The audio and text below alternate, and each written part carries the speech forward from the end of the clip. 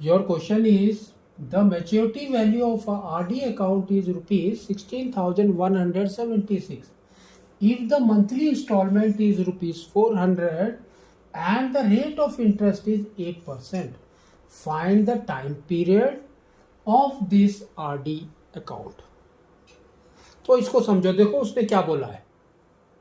सबसे पहले यहां पर इसने दिया है मैच्योरिटी वैल्यू,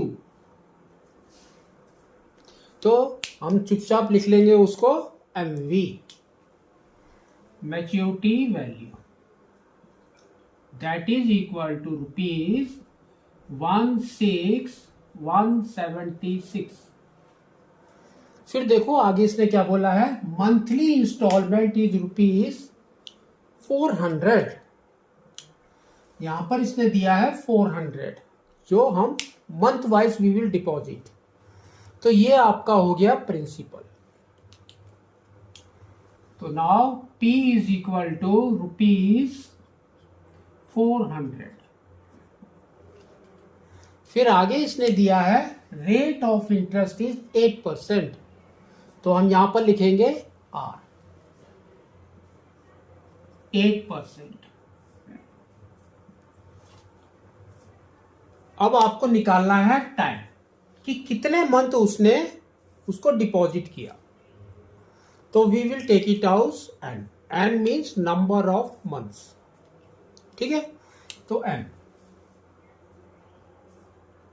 क्वेश्चन मार्क, तो ये होता है आपका नंबर ऑफ मंथ्स। अब हम फॉर्मूला लिखेंगे, तो इसका फॉर्मूला क्या होता है, MV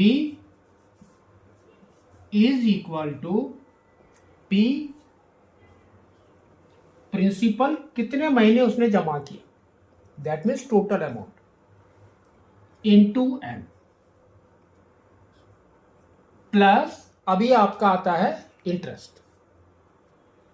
तो यहां पर आपका होता है PRT बाई 100, तो ये हो गया P R by 100 and T, लेकिन यहां पर T in terms of N है ना। जो हमने एपी में पढ़ा है वो हम इसमें लिखते हैं, तो वो होता है आपका N into N plus 1 divided by 2 into 12, है ना, 12 मंथ्स। इसके अंदर आपको वैल्यू पुट करनी है। तो देखो क्या आ रहा है, 16,176 that is equal to P is 400 into N is N, 400N plus यहां पर है P that is 400 into R is 8 by 100 into यहां पर है आपका N square plus N divided by 24। अब इसको कट करो, 0 0 गो, 4 एंड 6 और 8 को कट करो 2 से, तो ये हो जाएगा आपका 3, ये हो जाएगा आपका 4, ठीक है। यहां पर आप लेंगे एलसीएम, तो ये आपका हो जाएगा 16,176 that is equal to 3 into 4 is 12, 100N plus 4N square plus 4N divided by 3,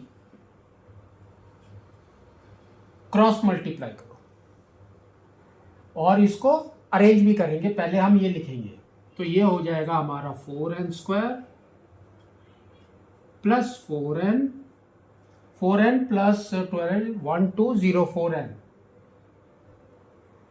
1204N, इसको मल्टीप्लाई किया और इसको हम इसी साइड में लेकर आ गए, तो ये प्लस है, इट विल बिकम माइनस। तो ये हो जाएगा माइनस 3 6 जा 18, 1 carry, 21 22, 2 carry, 3 + 2 is 5, 8 18, 3 + 1 is 4, that is equal to 0। तो ये देखो आपका कैसे हो गया क्वाड्रेटिक इक्वेशन। ठीक है, अब ये 4 से डिवाइड हो रहा है, तो 4 से डिवाइड कर दो, तो ये हो गया n² plus 301n minus 12132, that is equal to 0। ठीक है, अब आपको क्या करना है, इसके फैक्टर्स निकालने हैं एंड 301 बनाना है। तो इसके फैक्टर्स आर 12132, तो निकालते हैं, देखो क्या आ रहा है 12132, तो ये हो गया 2 से 6066, फिर हमने इसको निकाला 2 से 3033, फिर निकाला 3 से 1011। ठीक है, तो अब ये किस में जा रहा है 3 से,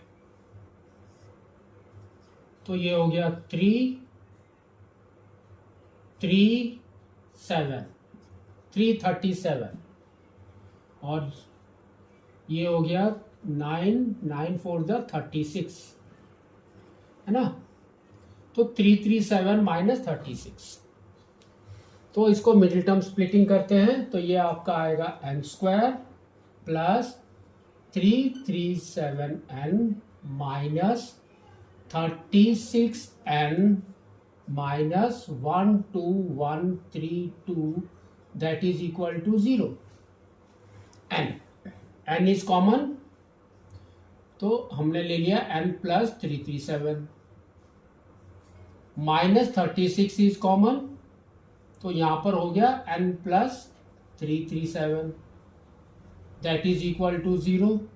तो 2 factors are n plus 337 and n minus 36, that is equal to 0। तो इसका मतलब क्या होता है आपका n plus 337 is equal to 0 और n minus 36 is equal to 0। तो यहां पर आ जाएगा n is equal to minus 337 और यहां पर आ जाएगा n इज इक्वल टू 36। तो देखो n हमारा क्या है मंथ्स, तो मंथ हमारा नेगेटिव नहीं हो सकता, तो इसीलिए हमारा आंसर क्या है 36 months, और you can write it as 3 years। ठीक है, तो इस तरह से आपको इसको निकालना।